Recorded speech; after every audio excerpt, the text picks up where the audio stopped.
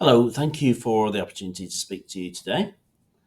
My name is Professor Christopher Pressler. I'm the University Librarian and Director of the John Rylands Library here at the University of Manchester.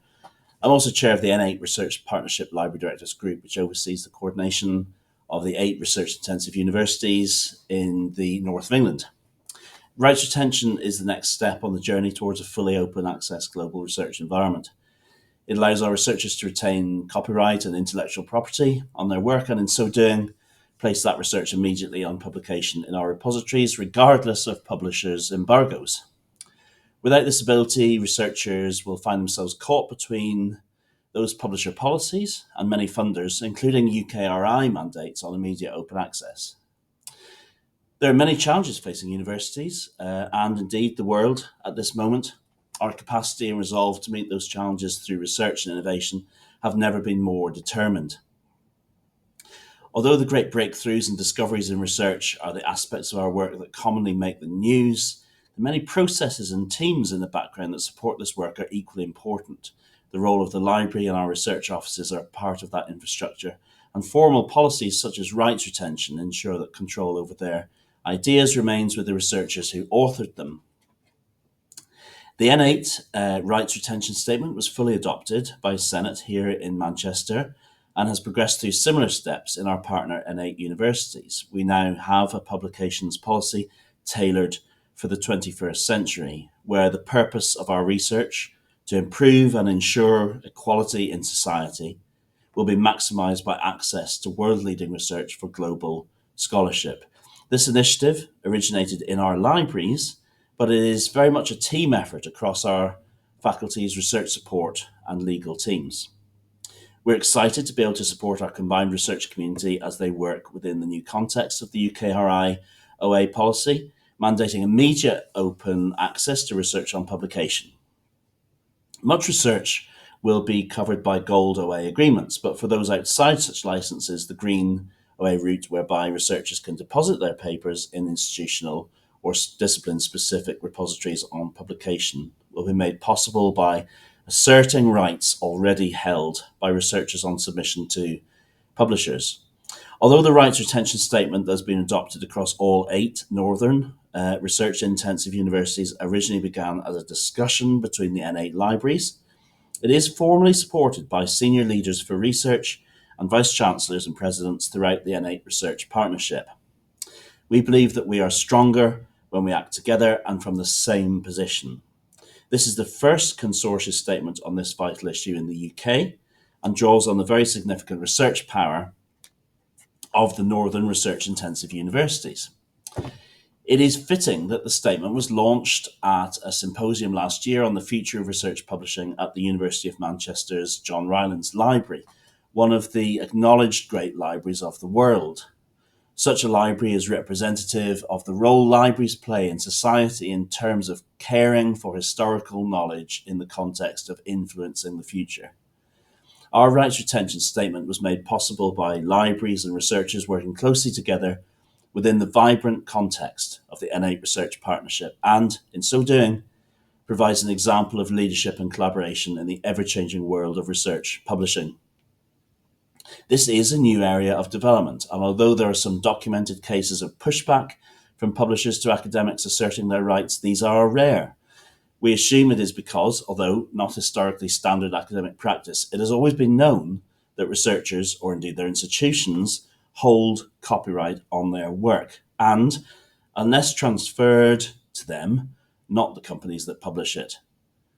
Rights retention statements are aimed at situations where gold access is not achievable, whilst at the same time green, immediate on publication, has been embargoed or directly blocked by a publisher in order to maximise sales.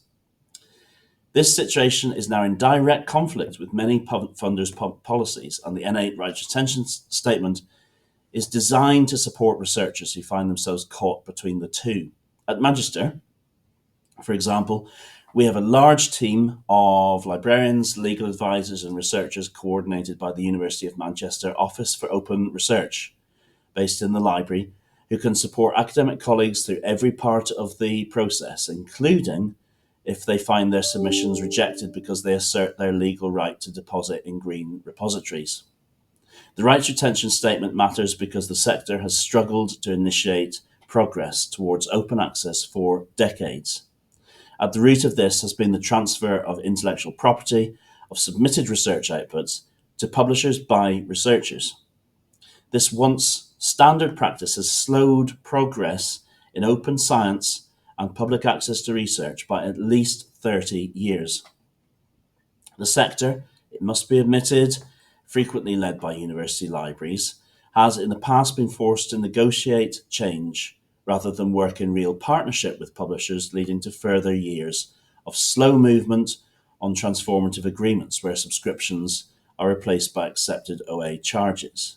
Without rights retention, the sector is still transferring research IP to publishers and buying access to it in perpetuity.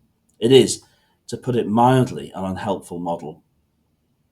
As aside from journal distribution and marketing, almost all peer review and content development, in addition to the research itself, are also delivered by faculty, not publishers.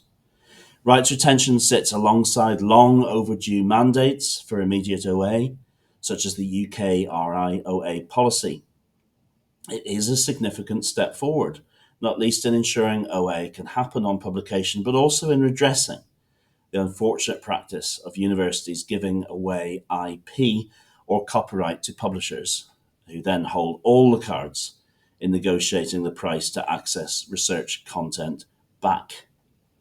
Rights retention means researchers will, for the first time, have a strong hand in terms of control of their own work, and transforms the position university libraries often find themselves in when negotiating with suppliers who claim ownership over content produced by those same universities. Many of us sense we might at last be at a turning point in the research publishing model. The world is a very different place from when journal big deals were constructed. It requires new thinking and for us all to be open to creative disruption. Libraries, such as the one in which I'm recording this message, may appear places of calm contemplation, but, as was the original intent of the John Rylands Library, opened on New Year's Day in 1900, as a gift to the people of Manchester, libraries are fundamentally intended to transform lives. Libraries are places where injustice, the absence of opportunity, and social inequalities are redressed through free, inclusive access to knowledge, learning, and scholarship. The same intent behind first opening the doors of this library drives our work on rights retention and indeed on the future of research publishing. Thank you and best wishes from the University of Manchester.